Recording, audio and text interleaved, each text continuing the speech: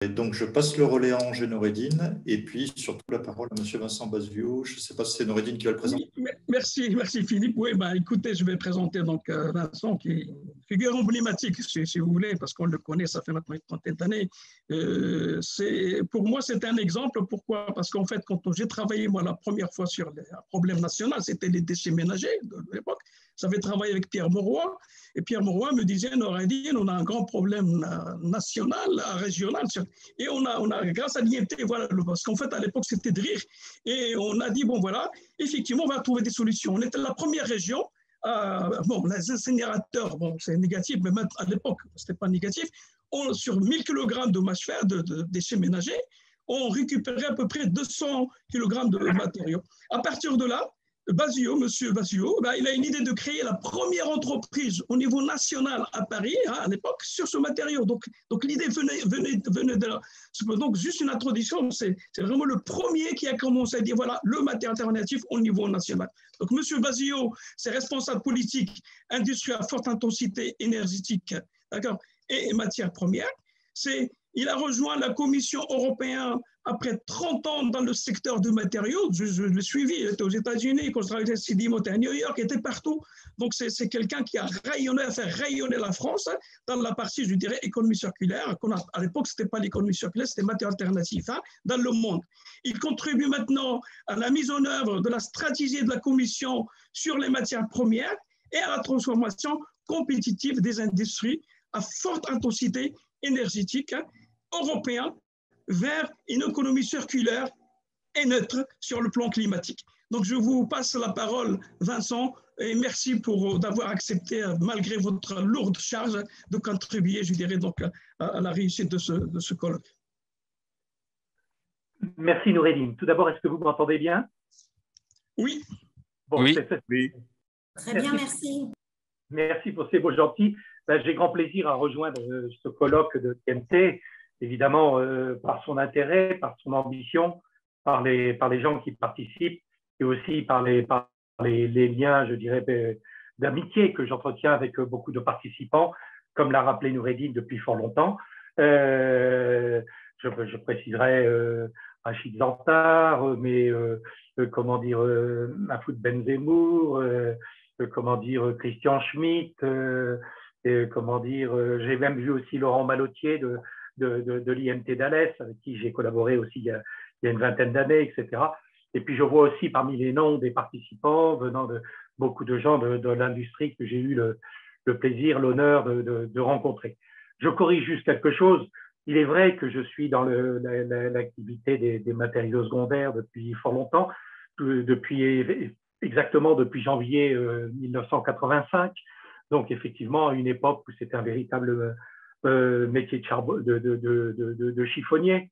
Je n'ai pas créé l'entreprise dont Noureddine parle, mais j'ai eu je dirais, l'opportunité de participer à un véritable projet entrepreneurial qui a été très formateur et qui m'a permis de m'exprimer, je dirais, très fortement, de manière très collective et puis avec beaucoup de partenaires. Et puis notamment de prendre des responsabilités à l'Union européenne des producteurs de granulats, à l'époque, comme président de la commission recyclage de cette association européenne.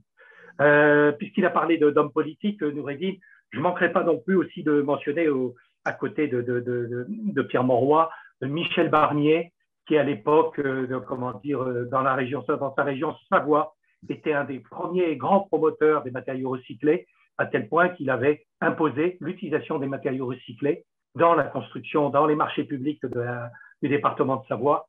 Nous étions dans les années, fin des années 80. Je dirais, je me permets d'y faire un lien avec ses nombreuses responsabilités comme commissaire européen, je dirais ensuite. Donc, on voit que, je dirais, la valorisation des produits, l'économie circulaire, l'écologie industrielle, le recyclage, tout simplement, les matériaux alternatifs, s'associent souvent à des visions très prospectives d'un certain nombre de personnes.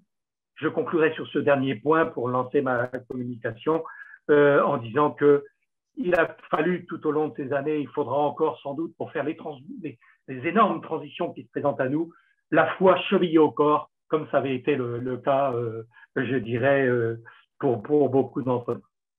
Alors, je vais partager l'écran maintenant. Je vais partager l'écran, voilà. Share, on y est. Et je vais donc view. Alors, que je sais. Alors, comment ça se passe? View from beginning. Voilà. Bien. Alors, je me suis permis pour faire cette présentation. Alors, le titre de la présentation, vous le connaissez. Excusez-moi, j'y passe très vite. Matières premières, quelle stratégie donc pour une Europe à la pointe des technologies d'avenir, résiliente et climatiquement neutre d'ici 2050. Il y a quelques minutes, je me suis permis de rajouter cette diapositive qui est en anglais. Il doit y en avoir une ou deux en anglais. Je n'ai pas pris le temps de traduire. Je pense qu'il est important de mentionner cette communication de 2018 de la Commission européenne, qui était en fait une communication tout à fait stratégique, qui s'appelle « Notre vision pour une planète propre d'ici 2050 », réussir les objectifs de long terme de décarbonisation. Donc, je pense que c'est vraiment un point fondateur, parce que cette stratégie a été adoptée avant la nomination de cette nouvelle commission en 2019, avant ces élections du nouveau Parlement européen en 2019, et donc ça montre la continuité des ambitions au niveau européen.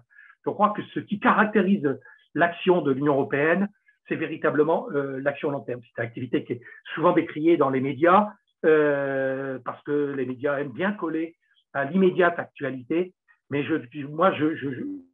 tant en intérieur que lorsque j'étais à l'extérieur de la Commission, je ne peux que témoigner du fait que ces institutions européennes contribuent de manière, je dirais, tout à fait indiscutable, je dirais, à l'élaboration d'une vision de long terme et d'une stratégie qui me semble tout à fait essentielle. Je vais passer rapidement sur ces blocs que vous connaissez tous très très bien, hein, de cette stratégie, mais qui portait sur, par exemple, agir par exemple agir sur la demande et l'offre de produits propres pour une planète propre. Je crois que nous tous qui sommes dans ce colloque, nous sommes persuadés que l'aval, c'est-à-dire les marchés, jouent un rôle essentiel dans l'adoption de toutes ces transitions climatiques, énergétiques et environnementales. Adapter nos outils de production, ça correspond tout à fait aussi là à la suite de l'offre et de la demande. Il faut donc mettre en place les productions adéquates pour effectivement satisfaire ces objectifs. Remplacer l'énergie fossile par des énergies renouvelables, notamment en matière de chauffage. Donc, il y a tout le travail que vous allez présenter ensuite dans le colloque sur les nouvelles énergies. Remplacer les matières premières ou les fuels, les énergies vers des énergies neutres du point de vue carbone, du bilan carbone, donc notamment l'hydrogène, au travers par exemple la production d'ammoniac, ou à travers la production, donc, ou à travers l'utilisation d'électrolyseurs, etc. Remplacer donc toutes ces fossiles, ces fuels, ces énergies fossiles par l'utilisation de la biomasse, pour réduire la biomasse, capturer le CO2 au travers du CCS, du Carbon Capture Storage, et mieux encore du Carbon Capture Utilisation. Je pense que ça aussi, ce sera un maillon essentiel de cette transition. Bien sûr, des processus innovants en matière principalement recourant donc aux énergies électriques. Je passe rapidement. Tout ça pour insister sur le long terme de ces visions, créer une direction, la planifier et surtout inspirer, je dirais, tous ceux qui peuvent participer et jouer un rôle dans cette transition, au premier plan desquels les chercheurs que vous êtes, les entrepreneurs dont un grand nombre de participants à ce colloque sont, mais au-delà encore, les citoyens, je pense notamment, je dirais, aux étudiants de l'IMT, des autres établissements d'enseignement supérieur français et européens, qui seront, dans tous les cas, des citoyens, des entrepreneurs, des chercheurs ou des parties prenantes. Tout ça pour développer et rendre possible, je dirais, la transformation de notre économie et donc de notre industrie et des business, c'est-à-dire des activités qui suivent. Alors, Ça a déjà été prononcé, je pense notamment par Ange, que j'ai entendu tout à l'heure prononcer le mot de Green Deal ou Pacte vert pour l'Europe, qui a été adopté donc en 2019, fin 2019, fin novembre, début décembre 2019, et qui est véritablement l'acte fort, je dirais presque l'acte fondateur de l'actuelle commission dirigée par la présidente Ursula von der Leyen. Elle en avait donné, je dirais, déjà la flaveur lors de ses auditions devant le Parlement avant sa nomination, durant l'été 2019. Mais donc, nous avons eu un travail très intense entre je dirais, l'été 2019 et la fin 2019 pour donner chair à comment dire, à ce pacte vert pour l'Europe, avec un certain nombre d'objectifs, de schémas, d'actions qui sont autant comment dire, de politiques qu'aujourd'hui nous développons, je peux vous dire, d'une manière intensive. Je n'ai jamais vu un niveau d'activité actuellement tel au sein de la Commission, je dirais, où nous mettons tout en route en même temps, et je dirais, et c'est une charge de travail énorme pour nous, mais pas uniquement, aussi pour toutes les parties prenantes, et je pense notamment aux associations professionnelles européennes, aux centres de recherche, aux États membres, aux administrations des États membres, qui sont à nos côtés, qui répondent à nos côtés dans des délais extrêmement courts. Voilà. Tout ça est pour faire en sorte que nous soyons capables de tracer dans les meilleurs délais les chemins pour atteindre cette neutralité climatique d'ici 2030. Je vais y revenir. Alors, j'ai deux ordinateurs et je confonds un petit peu. Là, j'ai remis cette diapo en anglais qui, je dirais, redonne les building blocks, les pierres de construction de ce Green Deal. Je pense que ce qu'il faut essentiellement comprendre, c'est cet objectif de faire de l'Union européenne le premier continent neutre sur le plan climatique.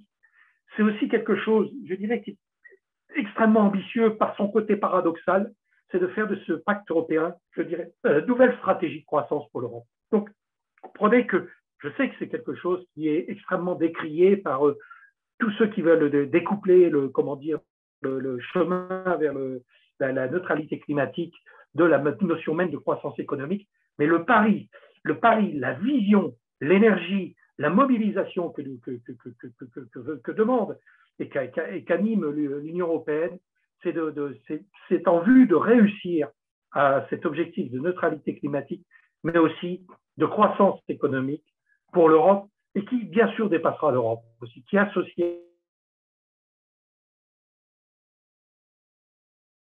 partenaires, et je reviendrai aussi là-dessus. Alors pour ça, eh bien, il y a traduire cette neutralité. Nous avons proposé une climate law, une loi climatique. Elle est, je dirais, discutée au Parlement européen. Et tout ça, de toute façon, ne prendra forme que si nous obtenons un engagement extrêmement fort de tous les partenaires des écosystèmes industriels et bien entendu donc des entrepreneurs. Alors, j'en viens maintenant, je dirais, à ce qui est le corps de ma présentation, les matières premières. Alors, bien sûr, c'est une question extrêmement stratégique pour l'UE. Je ne vais sûrement pas m'exercer à un exercice de géostratégie. On entend ça sur les radios, sur les chaînes de télé, dans les journaux, etc. Moi, je m'adresse à vous qui êtes, je dirais, membre de cet écosystème des matières premières, en rappelant, bien entendu, l'ubiquité des matières premières. Elles sont partout, les matières premières. Bien sûr, dans la construction, dans l'électronique, dans l'énergie, et aussi dans l'alimentation. Et on ne peut pas envisager de performance industrielle aujourd'hui et de leadership technologique demain sans véritablement traiter au premier plan, la question des matières premières. Et ça, c'est quelque chose qu'on doit établir en se réinscrivant dans la tradition des matières premières qui a été celle de l'Europe. Tradition d'extraction, de transformation et de fabrication de matières premières, dans lesquelles nous avons su développer des emplois, des chaînes de valeur, et en témoignent les bassins miniers et industriels qui existent encore dans plusieurs États membres. Et à ce titre, j'insiste, je dirais, sur la tradition, l'engagement des IMT, de l'IMT et de tous ces établissements qui ont été pendant plus de 150 ans, je dirais, porteurs de ce développement. Alors c'est sûr que les objectifs aujourd'hui de neutralité climatique et de protection de l'environnement et de planète propre nous font regarder ces questions complètement autrement. Mais l'IMT et tous ces établissements, tous ceux qui y appartiennent, peuvent véritablement jouer un rôle de premier plan. Alors, ces matières premières doivent être encore plus critiques, encore plus stratégiques, avec notamment la demande mondiale. Ce n'est plus une affaire de quelques régions du monde fortement industrialisées, fortement développées, mais c'est l'ensemble du monde qui court après les matières premières. Et on parle de doublement d'ici 2060. Vous savez quels en sont les facteurs, c'est la démographie, c'est l'industrialisation, mais c'est aussi des nouveaux besoins pour réaliser cette transition climatique, notamment avec toutes ces matières premières critiques. J'y reviendrai.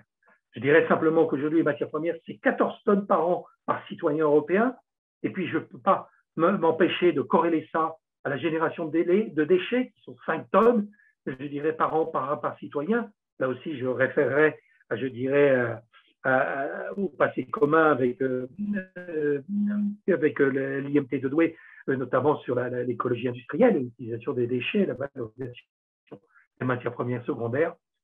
Enfin, sur le plan économique, les matières premières, c'est 40% des coûts des entreprises au global.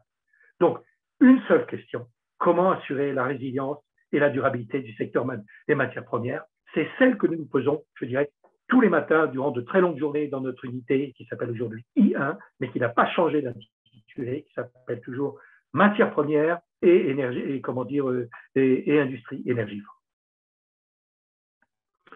Alors, pour tous ceux qui êtes dans ce métier déjà depuis de nombreuses années, vous connaissez déjà, mais c'est l'initiative européenne des matières premières qui avait été élaborée pendant le début des années 2000, qui a été publiée en 2008 et qui est véritablement, je dirais, le premier grand document politique de l'Union européenne en matière de matières premières. Donc, je ne vais pas m'attarder longtemps là-dessus parce que vous la connaissez très, très bien. Je rappellerai simplement qu'elle est bâtie sur 3 piliers. Le premier, c'est ce que je pourrais appeler une diplomatie minière, une diplomatie d'approvisionnement. Et cette diplomatie, quand on parle diplomatie, ça veut dire qu'on ne reste pas dans son clan, de sa petite alliance, mais qu'évidemment, on dialogue avec le monde entier. On dialogue avec le monde entier avec un premier objectif qui est vraiment diversifier nos approvisionnements sur les marchés mondiaux et promouvoir, alors pas uniquement en pillant par les lois du commerce, bien entendu, mais surtout en participant aussi à une promotion d'une extraction durable à l'échelle mondiale. Nous voulons nous approvisionner sur les marchés mondiaux en matières premières extraites dans des conditions soutenables. Et ça passe par une stratégie commerciale, et ce sont les accords de libre-échange que l'Union européenne passe avec différentes régions du monde, et qui comportent toujours un volet matières premières. C'est cette diplomatie minière basée sur la coopération et les partenariats internationaux gagnant-gagnant, c'est-à-dire nous vous achetons vos matières premières, nous contribuons à votre développement, à votre industrialisation et à votre transition énergétique et climatique.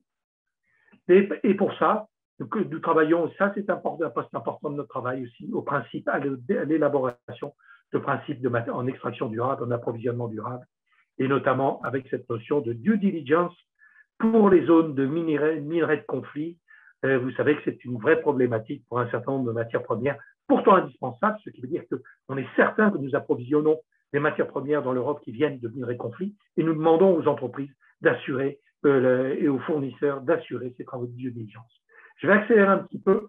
Le deuxième pilier, c'est mieux utiliser les ressources intérieures de l'UE en améliorant les conditions et procédures d'investissement. En clair, c'est de faire en sorte que l'UE soit encore capable d'exploiter ses propres gisements géologiques, ses propres ressources, ses propres matières premières, en mettant en place le cadre réglementaire, le cadre d'affaires, le cadre d'investissement adéquat pour surmonter évidemment tous les innombrables obstacles que peuvent rencontrer, je dirais, les professionnels lorsqu'il s'agit d'avoir de telles activités dans l'Union européenne.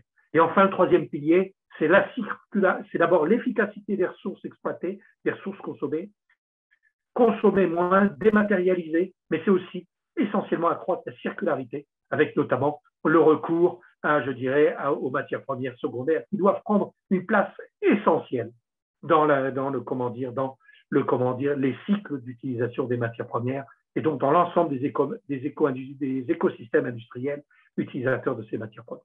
Vous voyez déjà toute la pertinence de cette initiative européenne des matières premières de 2008 qui reste entière et qui, reste la base de notre travail. Alors, parmi cette initiative de matières premières, parmi les actions de cette initiative de matières premières, il y avait bien entendu l'évaluation et l'élaboration d'une liste de matières premières critiques. Cette évaluation est faite de manière triennale parce qu'elle demande énormément de travail et compiler énormément d'informations. Et en 2020, nous avons publié un update, une mise à jour de cette liste de matières premières. Nous avons étendu, plus de 83 matières premières ont été considérées comme, potentiellement critiques et 30 matières premières ont été considérées comme absolument critiques. J'en prends pas la liste, vous aurez tout le loisir de le faire. Et vous voyez qu'il y a notamment des matières premières qui sont ici inscrites en gras, bauxite, lithium, titanium, qui sont apparus sur cette liste, je dirais, dans la perspective effectivement de la contribution, je dirais, à toute la transformation du secteur industriel tel que nous le connaissons. Alors, quelles matières premières pour les technologies vertes et digitales? Eh bien, je dirais, c'est ce que j'ai essayé de vous représenter dans cette diapositive. Hein. C'est donc, nous avons d'un côté, je dirais, nous avons d'un côté donc des matières, des technologies et des secteurs. Et on s'aperçoit que nous avons un certain nombre de matières premières avec des niveaux de criticité très très hauts pour toutes ces technologies qui vont être essentielles donc dans cette transition. Les technologies propres et numériques dépendent fortement des matières premières critiques de cette liste de 30 matières premières que nous avons identifiées. Alors, je n'arrive plus à passer la diapo. Ah si, voilà. Alors, de combien aurons-nous besoin pour ces transitions vertes et digitales? Donc, on voit ici sur petit graphique qui était juste une illustration, hein, donc que des matières telles que le lithium, nous allons consommer 60 fois plus de lithium que du cobalt, plus de 15 fois plus, le graphite de 12%, dit le dysprosium, le néodyme, le nickel 4 fois plus, le praséodyme 3 fois plus. Donc nous allons vers une consommation supplémentaire de matériaux pour les batteries, pour les piles à combustible, pour l'éolien, pour le photovoltaïque en 2050, qui sera sans commune mesure avec ce que nous connaissons actuellement. J'ai vu récemment, sans doute comme beaucoup d'entre vous, un article comme quoi le balsa, le bois, le balsa est aujourd'hui extrêmement demandé du fait de la fabrication de pales d'éoliennes. Donc nous voyons à quel point cette problématique de consommation de matières premières pour les nouvelles technologies est essentielle. Alors,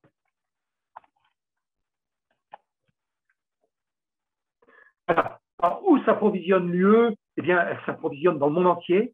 Je dirais c'est presque une évidence. Hein. Mais ce qui est, c'est à la fois, je dirais, une évidence, mais c'est aussi, je dirais, l'affirmation d'une dépendance excessive, je dirais, vis-à-vis de pays fournisseurs uniques.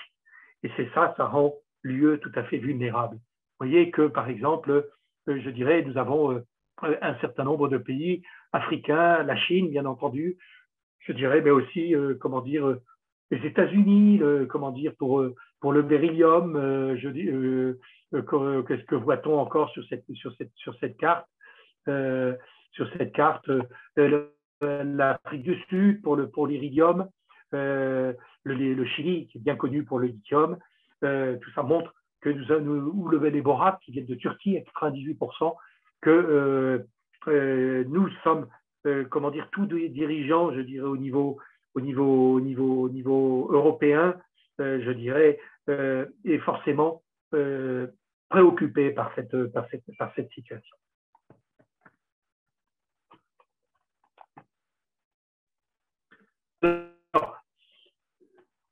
c'est face à cette problématique que a été élaboré en 2020 le plan d'action européen pour les matières premières critiques, qui a pour objectif de développer des chaînes de valeur résilientes pour les écosystèmes industriels de l'UE. Je dirais en langage moins technocratique, ça veut dire quoi? Ça veut dire d'appeler, comment dire, de faire travailler ensemble tous les membres d'un écosystème industriel concerné par une matière première précise. Hein, ce n'est pas uniquement l'affaire des fournisseurs, l'affaire des producteurs ou des commercialisateurs ou des logisticiens, mais c'est aussi celle des utilisateurs, des collecteurs de produits, de déchets, etc., et des recycleurs. Et tout ça dans le but de réduire la dépendance à l'égard de ces matières critiques par une utilisation notamment circulaire des ressources, des produits durables et de nouvelles façons de procéder, donc des nouveaux procédés, donc de l'innovation. C'est aussi renforcer l'approvisionnement national en matières premières dans l'UE, notamment, je dirais, dans des régions qui sont minières ou potentiellement minières. On retrouve là le deuxième pilier de l'initiative matières premières précédente. Diversifier l'approvisionnement en provenance des pays tiers, éliminer les distorsions de commerce international, respecter pleinement les obligations internationales de l'UE. Là, l'UE veut incontestablement se démarquer par rapport à d'autres concurrents en disant que nous, UE, nous vous achetons vos matières premières, mais nous contribuons, je dirais, aussi à votre prospérité et à votre transition. Alors, oui, c'est ça. J'ai rajouté cette diapositive que je n'ai pas pris le temps de traduire en français, parce que là aussi, je pense que c'est quelque chose de très important dans le contexte politique de l'Union européenne qu'il faut rappeler. Je ne sais pas si vous vous en souvenez, mais en 2015, nous avions adopté un plan d'action d'économie circulaire qui a été, accompli à 120, 130%. Je crois que l'Union européenne, la Commission européenne, ont été primés aux Nations Unies pour ce plan d'action, pour les avancées en termes de réalisation de ce premier plan d'action d'économie circulaire en 2015. Mais je dirais précisément, nous avons estimé qu'il fallait aller encore beaucoup plus loin, plus fort, moins de déchets, plus de valeur, hein, keep value into the loop, garder la valeur dans la boucle. Hein. C'est aussi le plan d'économie circulaire, ce sont évidemment des activités de matières premières, de réduction de génération de déchets, de réparabilité des produits, etc. Mais c'est aussi un acte économique qui consiste à garder la valeur des matières premières, je dirais, le plus longtemps possible, si ce n'est toujours, idéalement, je dirais, dans l'économie européenne. Donc pour ça, il y a un certain nombre d'actions, 35 actions qui sont retenues dans ce nouveau plan d'économie d'action pour l'économie circulaire, évidemment sur Google ou sur le site portable, le portail de l'Union européenne, la Commission européenne. Vous trouverez tout le détail de ces actions, j'en suis certain. Je voudrais maintenant, alors j'ai peur que…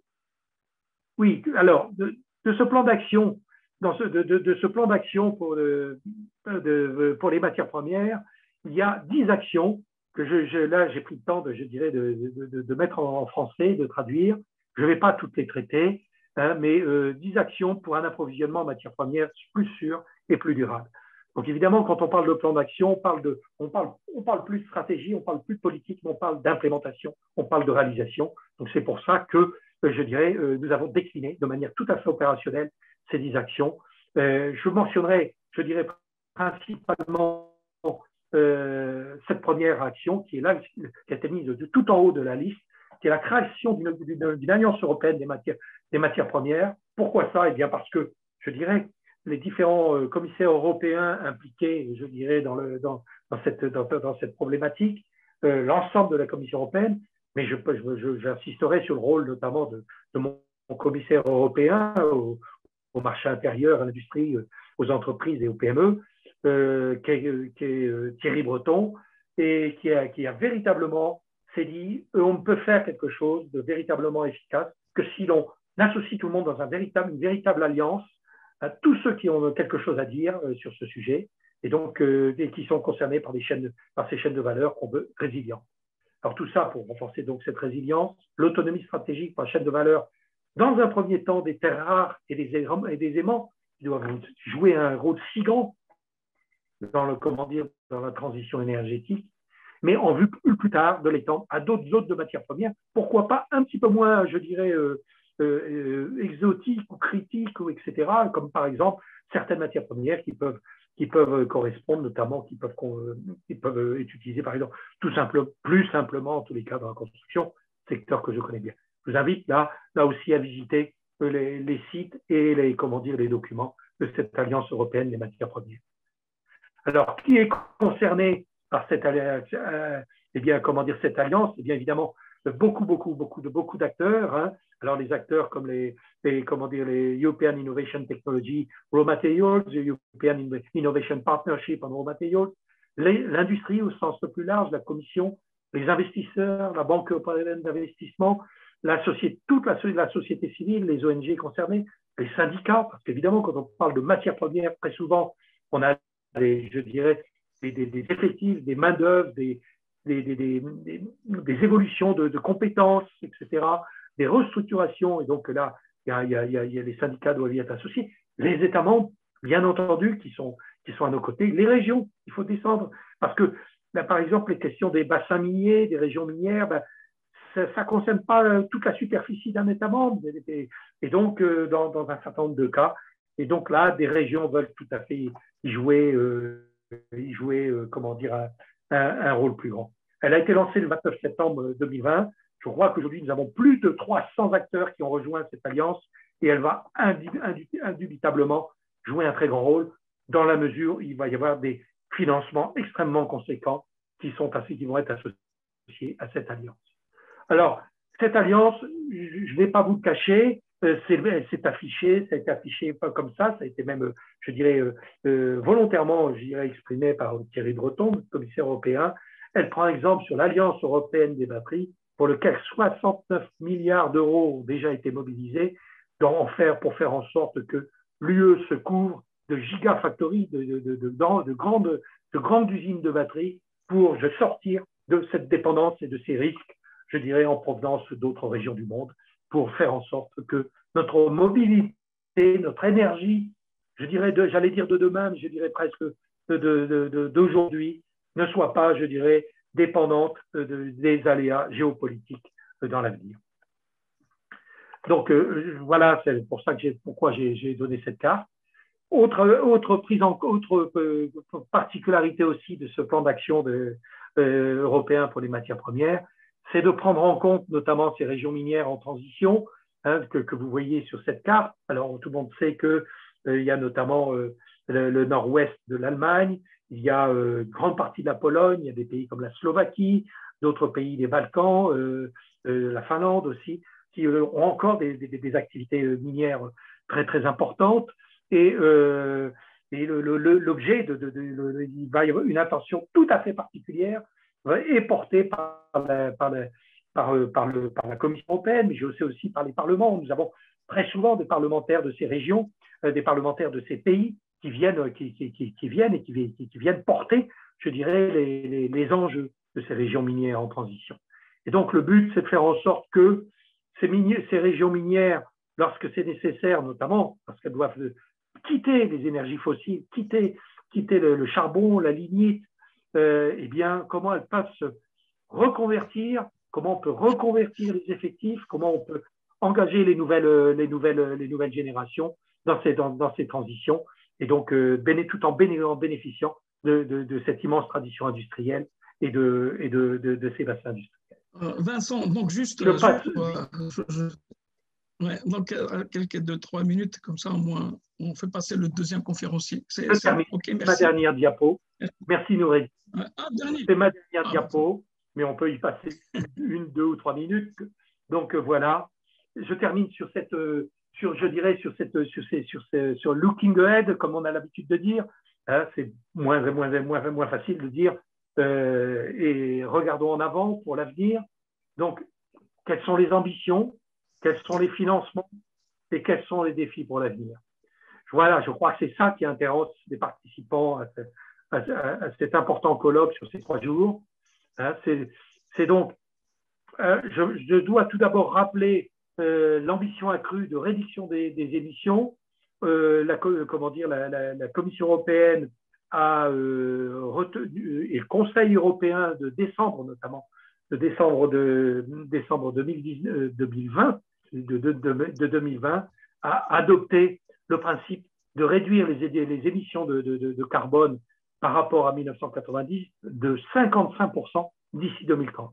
Donc, entre la neutralité climatique en 2050 et aujourd'hui, a été inséré un nouveau jalon en 2030 de moins 55%, qui est évidemment une contrainte extrême qui est portée sur l'ensemble de l'UE, sur l'ensemble de l'économie, sur l'ensemble des entreprises, sur l'ensemble de la finance aussi. Et donc, nous travaillons avec tous ces partenaires dans différents groupes de travail, dans différents groupes Sherpa, dans groupes de haut niveau ou groupes dédiés. Nous travaillons intensément pour décortiquer, je dirais, toute la mécanique pour faire en sorte que cette ambition soit accomplie.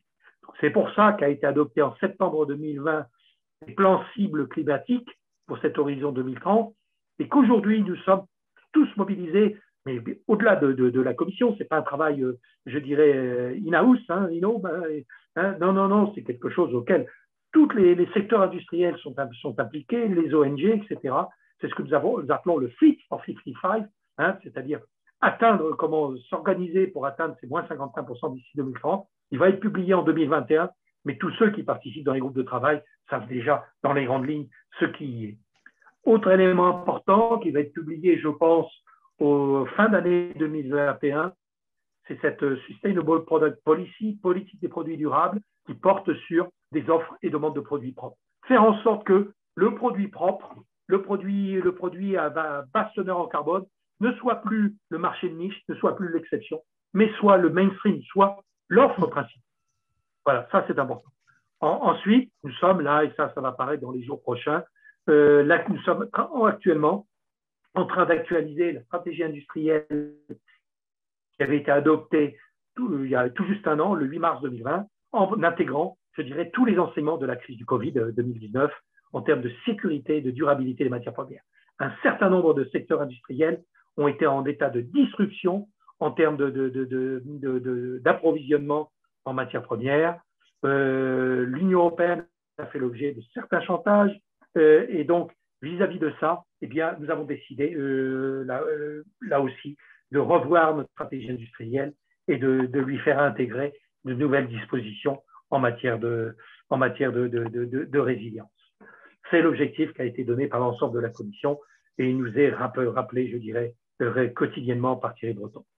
Pour tout ça, la Commission, l'Union européenne dans son ensemble mobilise des financements très, très importants. Elle mobilise tous les acteurs financiers, au premier rang duquel la Banque européenne d'investissement, la Banque européenne de reconstruction et de développement, le programme de recherche Horizon Europe, dont je pense que vous êtes déjà familier ou en tous les cas sur les rangs, les programmes le Digital Europe Programme qui a pour but là aussi de financer la transition digitale, le Single Market Programme, parce que l'objectif là aussi c'est de faire en sorte que l'on renforce, je dirais, cet énorme acquis, cet élément extrêmement fort qui a permis la résilience pendant ce temps de Covid, qui permet la résilience, qui est le marché unique, qui permet d'échanger les biens, les technologies, les compétences, je dirais, sans frontières. On voit toutes ces fermetures aux frontières, comment elles peuvent entraver. Et là, la Commission, vous savez, la position de la Commission dans ce domaine, qui veut absolument, surmonter, je dirais, ces réflexes. Et donc, il y a un passeport notamment, un passeport sanitaire qui va sortir dans les jours prochains. Mais c'est un autre sujet. En termes de financement, c'est aussi le fonds d'innovation InvestEU, Innovation Fund, alimenté par les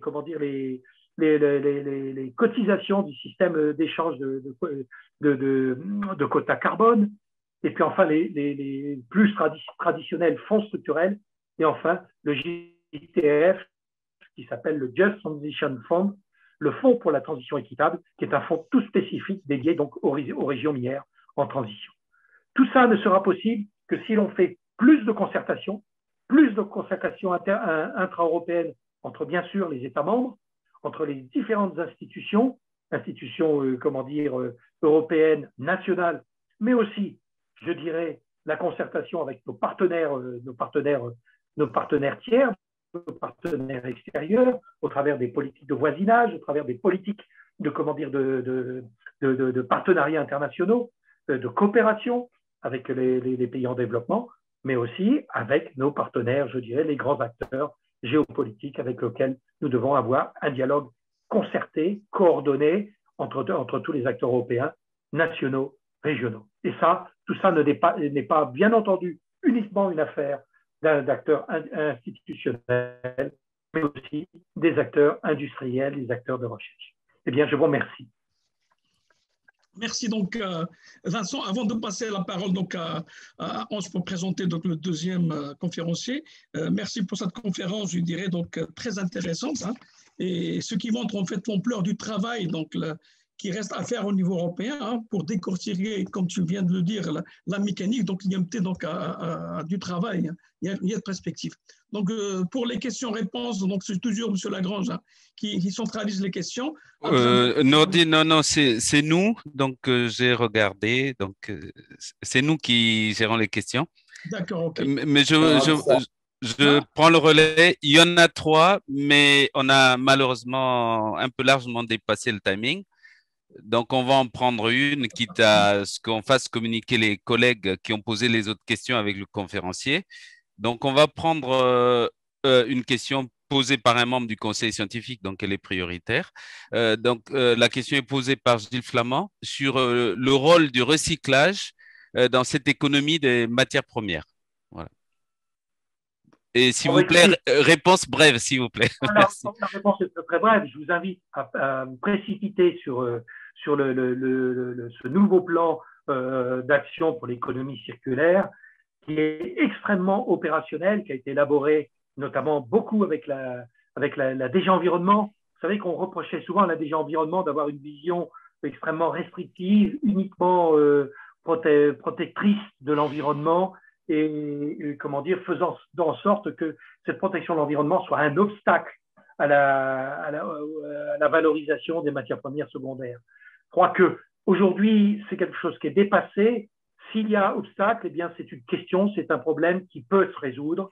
On a avancé depuis la directive déchets de 2008.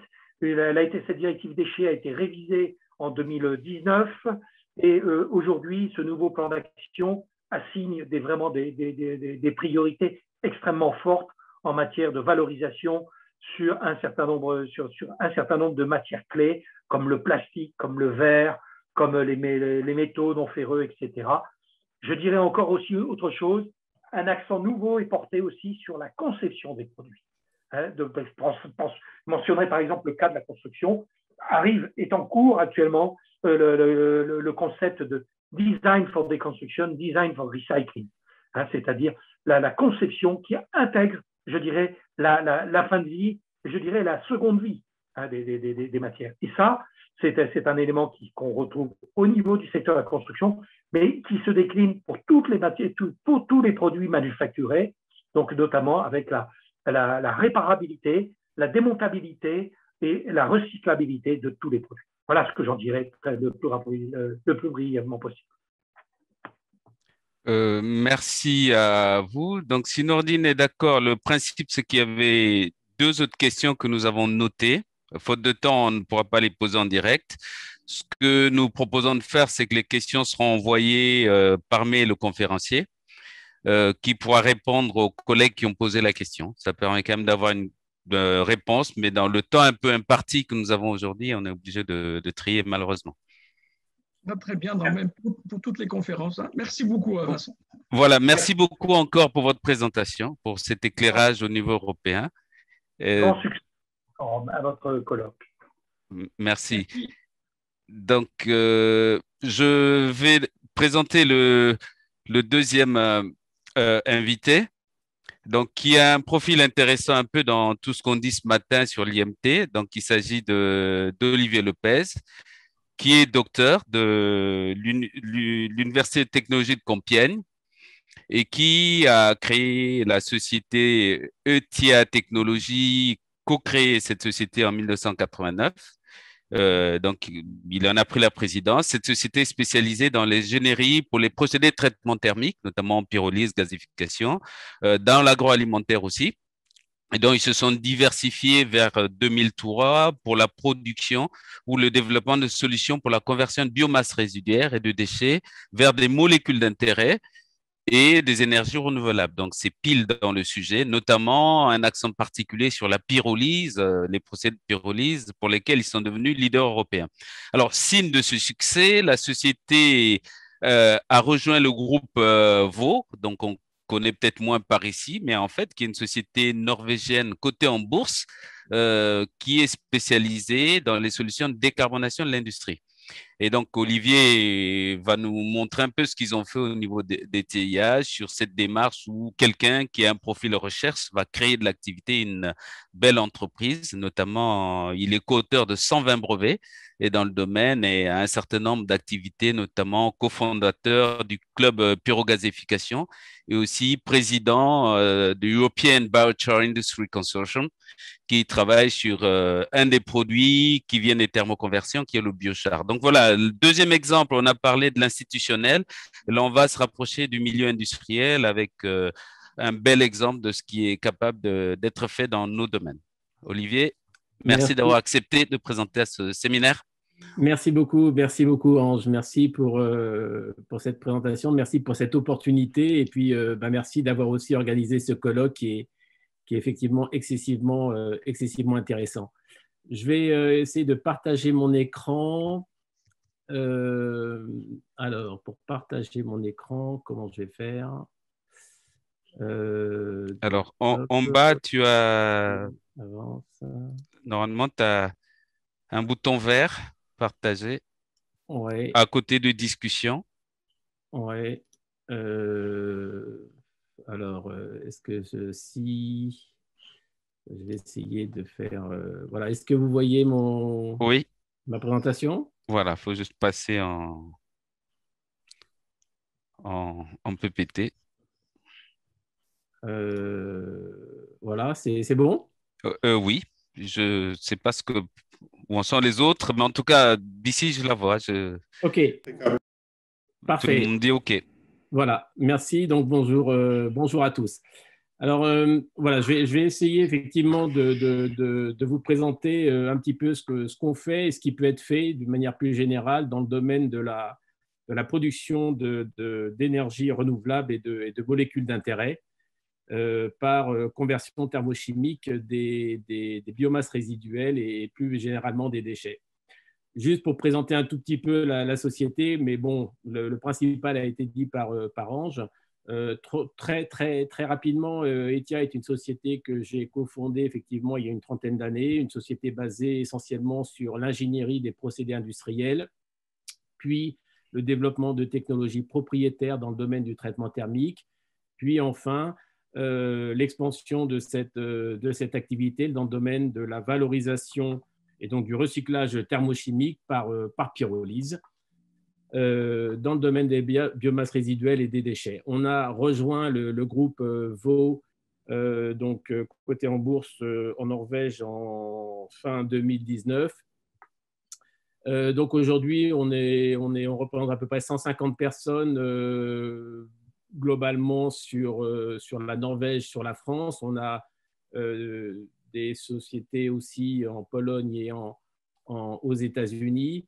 Les deux gros pôles sont la Norvège et la France. Et sur le pôle, on va dire, thermochimie, pyrolyse, le centre de gravité est clairement chez ETIA.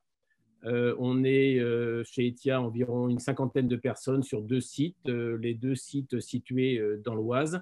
Et on développe effectivement activement des solutions de conversion thermochimique. Alors, l'objectif du groupe est véritablement de développer des solutions technologiques dans le domaine de la réduction de l'impact carbone, à la fois sur les océans, au travers d'une filiale qu'on a qui s'appelle Scanship, qui est leader mondial dans le traitement des déchets dans les bateaux de croisière, et sur la Terre avec ETIA. La problématique, vous la connaissez, les émissions de CO2. Quand on regarde uniquement ces deux graphes, on voit finalement, que les émissions de CO2 sont essentiellement liées à la consommation d'énergie, à la fois pour le transport, pour l'industrie et pour la production effectivement d'énergie primaire, notamment d'énergie fossile. Et puis que dans le deuxième graphe, que finalement ces énergies se retrouvent quasiment évidemment tout le temps sous la forme de gaz, de liquide et de solide. Donc, on a potentiellement la possibilité de substituer une partie de ces productions d'énergie par des équivalents solides, liquides et déchets qu'on va aller chercher, vous l'avez compris, vers les déchets et la biomasse résiduelle. Une chose qui me paraissait très importante de dire ici, c'est la notion de CO2. Et surtout, alors, on connaît les émissions CO2, on connaît leur impact sur l'environnement, on connaît moins le coût sociétal véritablement de cet impact. Et il y a une commission qui naît, alors je la rappelle parce que j'imagine qu'on la connaît à peu près tous, mais je pense que c'est important de revenir sur les résultats de cette commission qui naît, hein, qui est relativement récente et qui montre qui a effectivement donné une valeur à l'action pour le climat. C'est-à-dire que le coût de ce CO2 émis a une valeur, a un coût, hein, ce n'est pas une valeur dans le sens positif, a un coût négatif pour la société, que la Commission a estimé d'environ 250 € la tonne en 2030. Et le cas échéant, vous pouvez le voir sur cette graphe, on peut imaginer que ces coûts augmentant, hein, alors je vous renvoie à ce rapport qui est extrêmement intéressant, on peut montrer que ces coûts peuvent aller jusqu'à 500 voire 700 € par tonne de CO2 émis dans l'atmosphère. Et ça, c'est important parce que, et là, j'ai voulu reprendre directement la phrase de la Commission qui se retrouve dans le rapport, donner une valeur à l'action pour le climat, c'est se placer du point de vue de l'intérêt général, c'est reconnaître la valeur pour la collectivité des actions publiques et privées de réduction des gaz à effet de serre. La base, effectivement, est estimée à 250 € par tonne en 2030. Elle peut augmenter. Et ça, c'est très important parce que ça veut dire que tout ce qu'on fait, tout, je dis bien tout, c'est-à-dire les acteurs académiques, les acteurs industriels qui sont producteurs éventuellement de solutions comme nous, les acteurs industriels qui sont véritablement consommateurs d'énergie et producteurs de biens, on a tous en tête, effectivement, on doit tous avoir en tête ce coût du CO2. Et chacun à son niveau, comment on fait pour effectivement essayer de limiter ce coût de CO2. Donc voilà, je trouvais que c'était important de remettre ça en perspective dans l'introduction. Nous, de notre côté, on essaye donc modestement de contribuer à l'action pour le climat en développant des solutions technologiques qui vont effectivement le plus possible être performantes et compétitives de manière à réduire l'impact CO2 sur notre société. Alors, pour réduire cet impact CO2, nous, on va dire effectivement une petite phrase, waste is our fuel, hein, on comprend bien le double sens du mot fuel ici. Hein, les déchets peuvent devenir des combustibles et des carburants, donc des fuels au sens propre, mais sont aussi nos carburants à nous pour pouvoir progresser dans cette solution, dans cette recherche de solutions technologiques. Et pour ça, en fait, on a quatre volets d'action.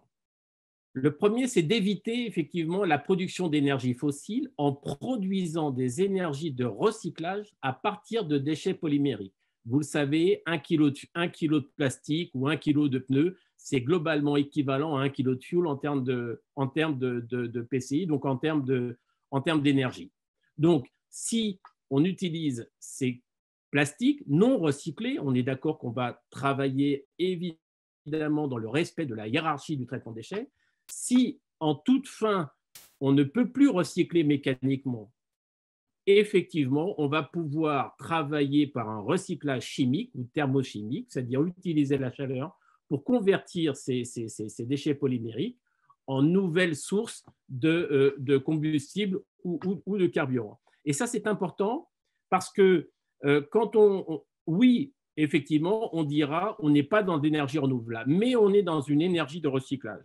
Et en équivalent énergie fossile, on va toujours gagner la part de CO2 qui aura été émis lors de la production, du transport et de la distribution de ces énergies fossiles.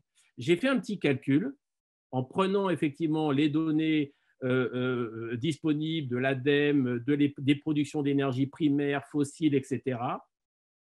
Le petit calcul montre simplement que vous avez à peu près 115 millions de tonnes d'équivalent pétrole de production d'énergie fossile en France. Ça revient à peu près à 65 millions de tonnes de CO2 uniquement, non pas pour la combustion de ces énergies fossiles, donc de leur utilisation, mais uniquement la production, le transport et la distribution. 65 millions de tonnes de CO2, ce qui, avec effectivement un coût de CO2 à 250 € la tonne pour la société en 2030, représente 16 milliards d'euros. Donc, travailler sur un déchet de recyclage, même s'il n'est pas renouvelable, peut permettre déjà d'économiser substantiellement des coûts liés à la production de CO2, liés à la production, ce qu'on appelle les facteurs amont, de la production de ces énergies fossiles. Le deuxième volet important, c'est effectivement de développer des énergies neutres en carbone. Et là, évidemment, vous le savez, l'idée, c'est de partir de biomasse résiduelle, issus de la forêt, de l'agriculture, des bouts de stations d'épuration, d'aller chercher le contenu carbone et effectivement considérer, comme il est d'usage, de considérer qu'un carbone biogénique est neutre puisque la biomasse aura absorbé le CO2 équivalent lors de sa croissance. Le troisième point qui est important, c'est de développer des puits carbone. On a parlé de carbone recyclé, qui émet du CO2 fossile, mais en évitant de la production d'énergie fossile. On a parlé de carbone renouvelable à partir de biogénique. On peut aussi parler, entre guillemets, d'impact carbone négatif.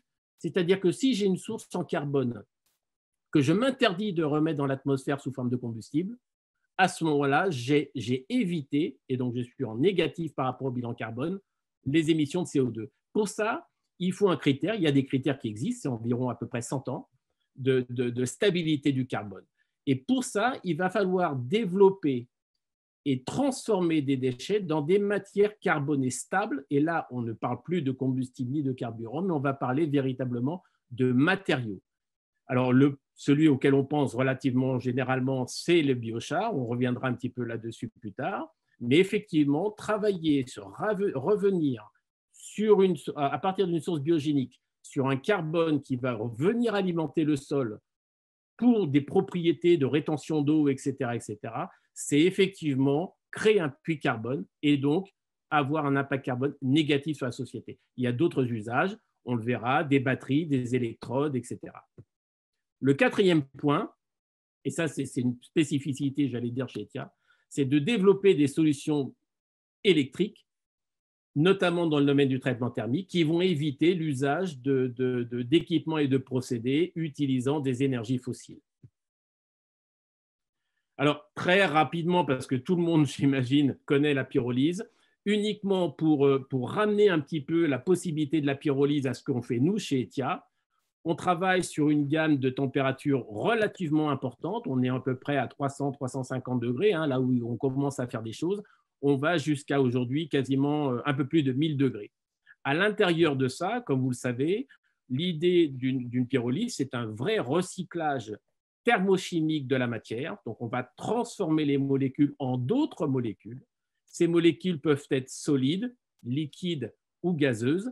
Et à partir de là, on va pouvoir développer et élaborer des matériaux d'intérêt ou des énergies d'intérêt. Tout l'intérêt de cette conversion thermochimique, qui est en complémentarité des conversions biologiques, qui ne sont pas le sujet de ma présentation, mais qui sont tout aussi valables et utilisables et à développer, bien évidemment, en industrie. Tout l'intérêt de la conversion thermochimique, c'est d'arriver à travailler sur un modèle économique, c'est-à-dire j'ai un déchet au départ, je peux l'exploiter en fonction de sa nature, en fonction du marché dans lequel je me situe, en fonction des commodités dans lesquelles j'ai besoin. Est-ce que j'ai besoin de gaz? Est-ce que j'ai besoin de liquide? Est-ce que j'ai besoin de solide?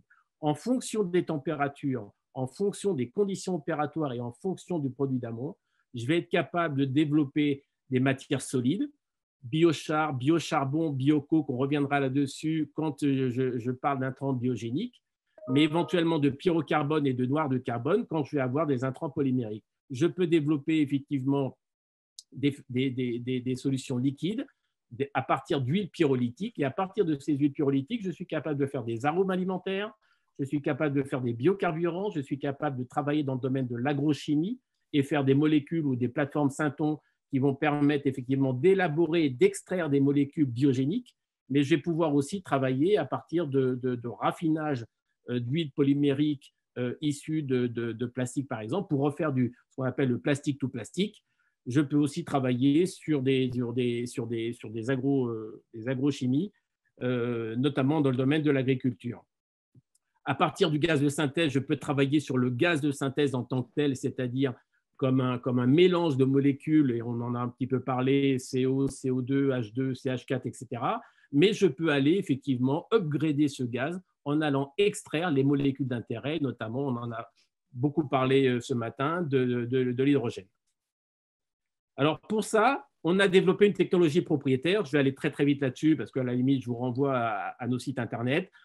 L'idée, c'est le cœur de réacteur. Voilà, le cœur de réacteur, on a dit qu'on travaillait sur la pyrolyse. Il faut être capable de travailler sur un réacteur simple, rapide, robuste, précis dans les conditions opératoires, puisqu'on l'a bien compris, la précision des conditions opératoires donnera la précision et la qualité des produits sortants qui font partie du modèle économique. Pour ça, tout le monde connaît le convoyeur à vis. On a coutume de dire un petit peu en plaisantant, Archimède, 2000 ans avant, il y a 2000 ans, c'est-à-dire 200 ans avant Jésus-Christ, a inventé le convoyeur à vis. Nous, on a simplement pensé à mettre un courant électrique sur la spire. Voilà. Donc, à partir de là, on a un réacteur piston, hein, comme on dit, première entrée, première sortie, dans lequel on va parfaitement contrôler le temps de séjour et la température en envoyant un petit peu plus ou moins de courant. On a environ 150 unités installées dans ce mode technologique, hein, dans différentes applications. On en a environ un petit peu moins de 50 dans le domaine de la pyrolyse. Évidemment, l'intérêt de cette solution électrique, au-delà de la précision du traitement, c'est aussi la possibilité d'aller chercher des énergies renouvelables pour la faire fonctionner. 3 modes de réalisation, des stations d'essai qui sont toutes à peu près dans le même gabarit, environ quelques kWh à 5 kWh, des unités containerisées, des unités stationnaires. Là, on est sur le cœur du principe et du modèle économique. On part de déchets, bois, pneus, plastique, CSR, digestat, et à partir de là, on va développer de la valeur ajoutée. La pyrolyse pour la pyrolyse, tout le monde s'en fiche, et c'est bien normal. Ce qui compte, c'est de transformer un déchet dans une source carbonée recyclable ou renouvelable.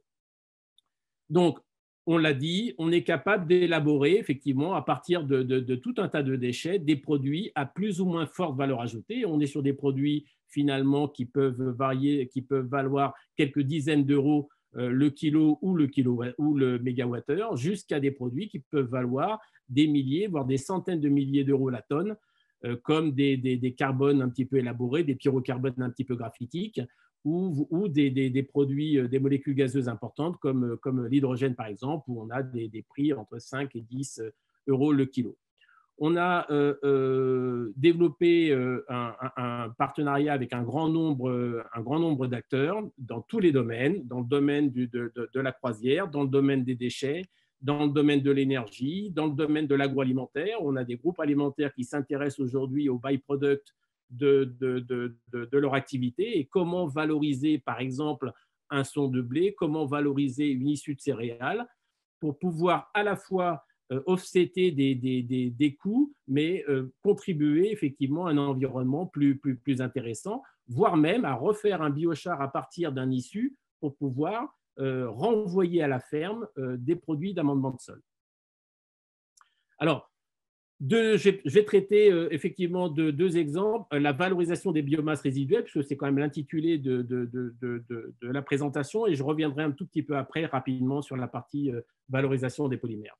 Sur la valorisation des biomasses, j'ai voulu aller quand même un petit peu dans le détail et pour exposer finalement qu'à partir de ces procédés de conversion thermochimique, on peut aller sur différents case studies, différents modèles économiques qui peuvent correspondre à des opportunités, dans le bon sens du terme, hein, de valorisation d'un déchet associé le plus proche possible à un besoin d'énergie ou de matériaux. On n'oublie pas qu'on est à la fois dans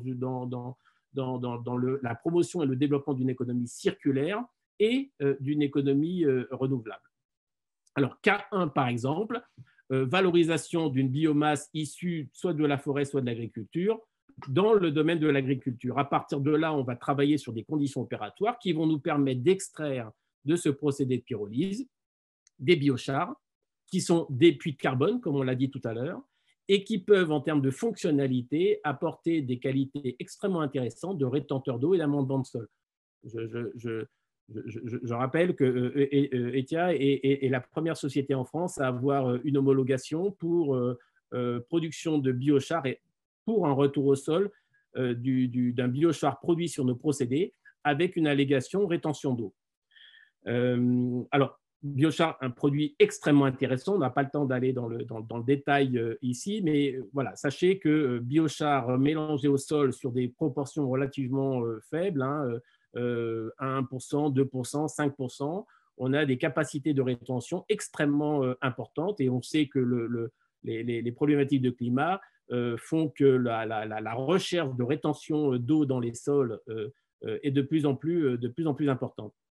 Dans le cas de ces applications en agriculture, on peut, à partir des bio-huiles issues de la pyrolyse, développer des biocarburants. Alors là, c'est des procédés de breeding qui sont un petit peu plus compliqués, mais simplement en utilisant les bio-huiles telles qu'elles sortent quasiment avec 2-3 opérations relativement simples, on peut développer des arômes alimentaires. On l'a fait, on a développé des arômes alimentaires à partir de bois qu'on a sur des unités qu'on a vendues aux États-Unis, en Europe, qui fonctionnent effectivement très très bien en substitution des arômes traditionnels fumés avec des allégations moins cancérigènes, moins de HAP, etc. Et puis on développe aussi des herbicides qu'on appelle des vinaigres de bois, qui sont des substitutions aux engrais, enfin aux herbicides chimiques et qui sont plus proches des acides pélargoniques, etc., etc. On développe aussi, bien sûr, dans ce même modèle-là, des biogaz, hein, puisqu'on appelle syngaz issu du biogénique un biogaz. Et là, on va pouvoir extraire de l'hydrogène et du méthane. On développe énormément aujourd'hui la métallurgie. La métallurgie, c'est à peu près 1,7 milliard de tonnes d'acier par an. Globalement, vous considérez qu'il faut à peu près 1 pour 1 en termes de coke sidérurgique pour pouvoir réduire l'oxyde de fer et obtenir du fer. Donc, la réduction d'oxyde de fer se fait par l'apport du coke qui se transforme en CO et qui va effectivement réduire l'oxyde de fer et se transformer en CO2. Donc, pour éviter ces émissions de CO2 dans la métallurgie, on développe de plus en plus des solutions alternatives. Il y en a globalement quelques-unes, mais les deux qui sont aujourd'hui en développement, c'est l'utilisation de l'hydrogène, avec les limitations de l'hydrogène dans ce type d'industrie hein, qui est liée à la très grande quantité demandée et au coût de l'hydrogène qui est aujourd'hui beaucoup trop important. Mais surtout, ce qui se développe, c'est la production d'agents de réducteurs, donc de coke biogénique, donc de biocoke. Et là, on est très, très en avance sur ces sujets-là. On a développé beaucoup de partenariats. On est en train de construire une unité de production, même nous-mêmes, hein, de production de coke métallurgique en Norvège, qui a été annoncée il n'y a pas longtemps.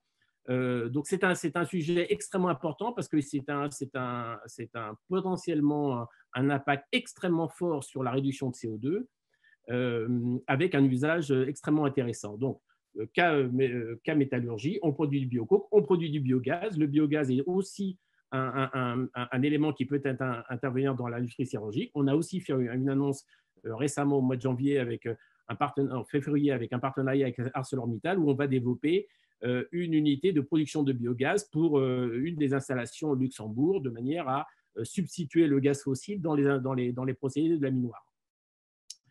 Cas numéro 3, bout de station d'épuration. Le bout de station d'épuration a été évoqué par Noureddine, je crois, en début de session. C'est un produit évidemment déchet a priori, mais qui peut être intéressant. On a développé une application et des installations industrielles maintenant qui tournent donc au Japon, où on substitue, on utilise la boue de station d'épuration comme un charbon, on la transforme d'abord en charbon pour la mettre effectivement dans des centrales de production d'électricité.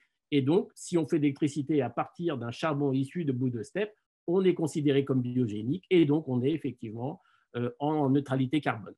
La problématique de la boue de steppe, c'est qu'on ne peut pas l'utiliser en tant que telle, même si elle est sèche. Il y a problème d'odeur, problème de pathogène, problème d'inflammabilité, etc. Donc, on la réduit à l'état d'un charbon par pyrolyse. Cas suivant, vraiment cas de chimie à très forte valeur ajoutée. On va travailler sur des conditions opératoires beaucoup plus sévères, donc des températures beaucoup plus importantes, où on va toujours extraire un biochar, mais on va commencer à créer des pyrocarbones, qui sont des carbones avec des structures semi-cristallines. On a fait notamment des analyses avec l'équipe d'Ange il y a quelques années. On poursuit ça. On a de plus en plus de sollicitations pour développer ces pyrocarbones. Et la contrepartie du pyrocarbone, c'est qu'on va développer des gaz très fortement chargés en hydrogène. Je vais montrer une slide juste après, mais on est capable effectivement de développer des gaz extrêmement riches en méthane et en hydrogène. Voilà. Donc, si on travaille en fonction des températures, tout ça, ce sont des données issues de nos propres recherches et sur nos propres équipements. J'ai voulu mettre ce petit graphe parce qu'il est extrêmement intéressant. À partir d'une ressource renouvelable, qui est l'objet effectivement de cette conférence, c'est qu'est-ce qu'on peut faire. Et ce qu'on va aller chercher, encore une fois, on a en ligne de visée cette notion de CO2, on a cette notion de renouvelable, on a cette notion de décarboné, et on va essayer de faire tout ça à partir d'une ressource biogénique.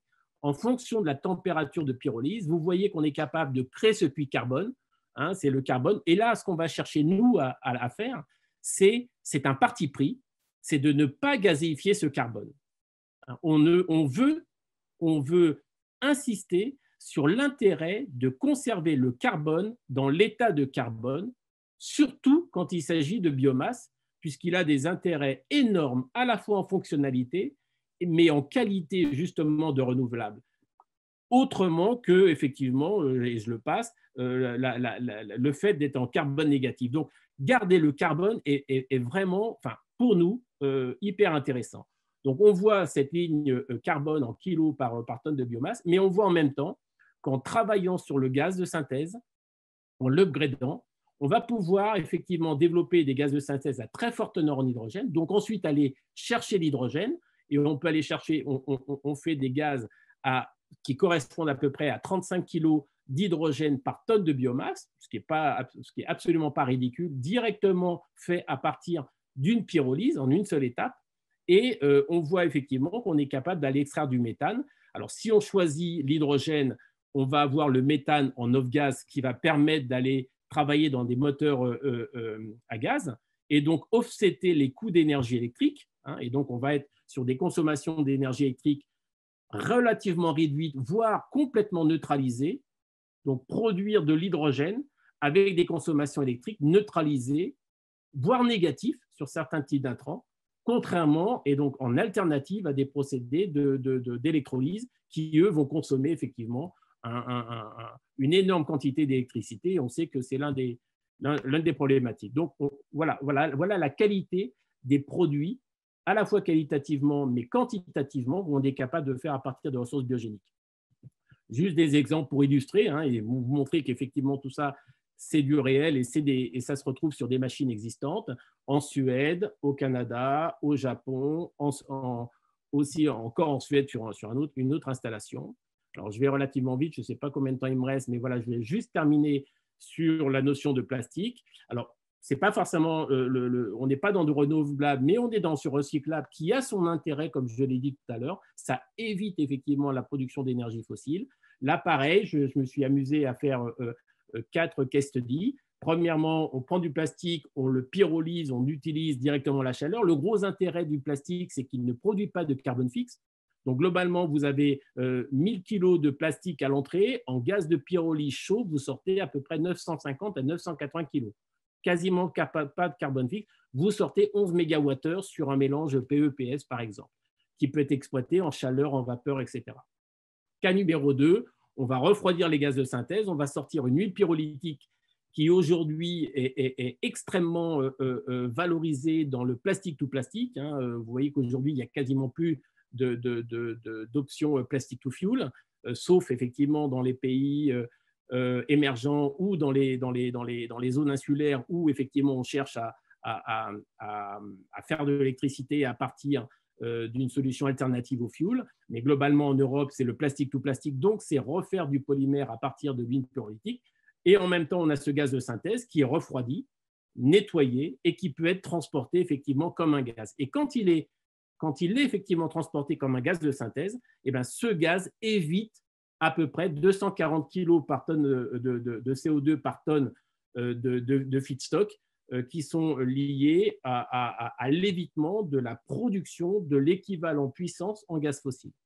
Troisième cas, on est sur de la chimie à partir du gaz de synthèse et de l'huile. Donc là, c'est de refaire effectivement de la chimie, notamment à partir du gaz de synthèse. C'est les procédures Fischer-Tropsch, c'est les synthèses, refaire du benzène, etc.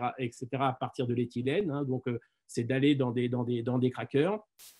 Et puis, ce qu'on est en train de développer, notamment, on a un projet avec Citeo, où là, c'est de transformer les déchets plastiques non recyclables à très haute température en hydrogène et en pyrocarbone. Et là, on est en train de faire un démonstrateur qui devrait être opérationnel fin d'année, voire début d'année suivante.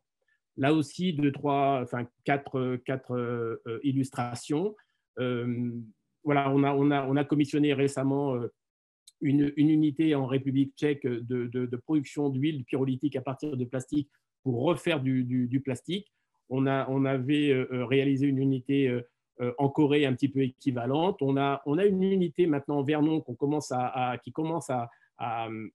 être finalisée sur de la production de gaz de synthèse et d'huile pyrolytique à partir de plastique déchets. Voilà, je vous remercie. Et puis, le cas échéant, s'il reste du temps, ça me ferait plaisir de répondre à vos questions. Merci Olivier pour cette excellente présentation qui ouvre énormément de perspectives. Quelque part, en fait, tu parles des problématiques industrielles, mais avec beaucoup d'enjeux scientifiques. Il y a beaucoup de défis à relever, donc qui intéressent beaucoup de monde ici. Donc, il y a des questions en fait qui ont été posées, mais les gens après ont dit qu'ils ont eu la réponse en t'écoutant. Donc, c'est pas plus mal. Donc, il y en a une, par contre, posée par Delphine Garnier, qui demande si vous pouvez traiter des composites à fibre de carbone. Alors oui, après, quel est l'objectif? La fibre de carbone dans une opération de pyrolyse ne va pas bouger. Le cas échéant, on va nettoyer cette fibre de carbone. On va la nettoyer de carbone organique, on va la nettoyer d'hydrocarbures, on va la nettoyer de sa pollution carbonée. Par contre, on ne va pas toucher à la fibre de carbone elle-même, puisque par définition, en pyrolyse, on ne va pas oxyder. Merci beaucoup. Et concernant des composites à fibre de verre, est-ce que vous avez aussi fait ces essais dans le cadre de vos travaux? Oui, absolument. On a même fait une installation de démonstration aux États-Unis sur du nettoyage de fibres de verre polluées par des organiques, effectivement. Où là, l'idée, c'est de nettoyer la fibre de verre. Alors, la fibre de verre, il faut être extrêmement précis. Là, on a beaucoup d'expérience. Il faut être très précis sur les températures parce qu'on a vite fait de passer, effectivement. Il faut une température suffisante pour pouvoir, entre guillemets, nettoyer, décarboner la partie organique de la fibre sans aller jusqu'à la fonte de la fibre de verre. Et on est sur des températures qui sont à 600, 650 degrés, 660. Voilà, on est dans des températures précises, mais on a une expérience là-dessus. Très bien. Mais merci beaucoup, Olivier. On va devoir arrêter pour l'histoire de temps. Donc, on vous rappelle qu'on prend les questions. Donc, vous pouvez continuer à poser les questions sur le chat et nous les transmettrons voilà, aux deux speakers voilà, qui nous ont fait deux beaux exposés et ils vous répondront directement. Merci encore, Olivier, pour le temps consacré à nous éclairer sur ça.